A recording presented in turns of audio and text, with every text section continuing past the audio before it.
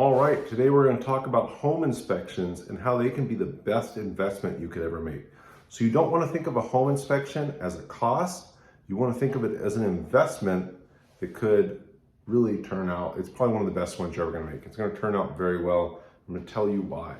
So home inspection, just a simple home inspection, is some trained professional going around the home, finding any issues that are broken, need correction, or things you need to look into deeper. So typical home inspection won't cover things such as the roof, such as HVAC, such as electrical, such as plumbing, but they can notice when these things need to get looked into further. And you might say, why are they not covering this stuff? If they can notice it, why don't they just evaluate it themselves? Well, they're not professionals, they're not plumbers, they're not electricians, they're not roofers. They want to make sure that they protect their own liabilities and don't get in trouble for speaking out of turn. So when your home inspector says, well, the furnace needs a professional inspection, and you're like, well, what's wrong with it? Well, yeah, this is definitely wrong, but he won't necessarily put it in writing. It's because they have liabilities and they can't go into things deeper like that, or they could get in trouble because they might be wrong. So that's another reason why you want to look into it further. HVAC professional, plumbing, could be plumbing in the home. One of the biggest expenses on real estate, residential real estate, is the sewer line going from the house out to the street. These can be $10,000, $20,000 sometimes if you have to replace the whole line. Could be as little as a couple $1,000s, but I've never seen them be less than thousands of dollars. So again, something you really want to get checked into. Electrician, in some case, if they say, hey, you need to have an electrician check out this wiring or check out this electrical box. Probably one of the most common ones we see is the electrical box is old, maybe the wiring is aluminum.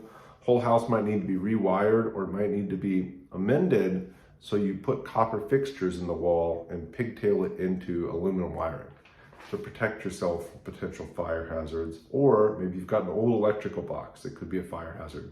You want to look into that stuff. It's so important.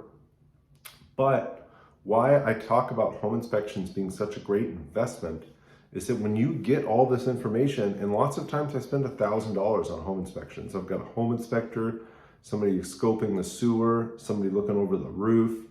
You know, maybe we have somebody inspect for termites, which can be expensive here in Texas.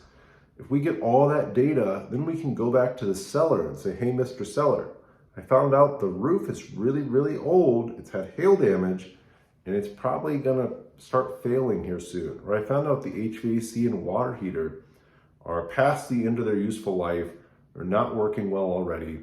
I don't want to be saddled with something that's not working when I buy this brand new home. In fact, in the home I'm in right now, we had a home inspection. We got a bunch of credits for things in the house that we found wrong.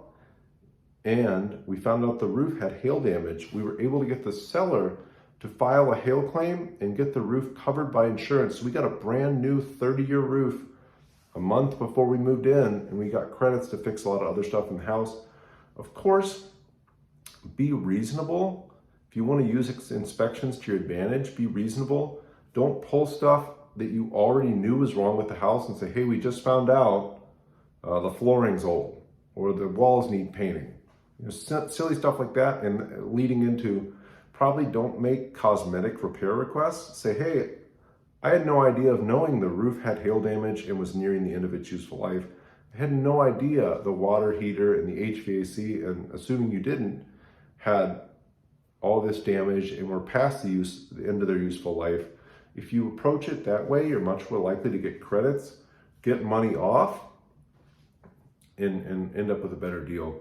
And in the end, if it's too bad, when you spent all this money for the home inspection, you need to back out of the home. If you can't come to an agreement with the seller and it's too much for you to take on, it financially does not make any sense, back out. I know you spent $1,000 on a home inspection and all those different inspections, but it might save you $10,000 or $20,000 or $30,000. I'll trade $1,000 for losing $30,000 every day of the week. And that's why I love getting home inspections and why you should too.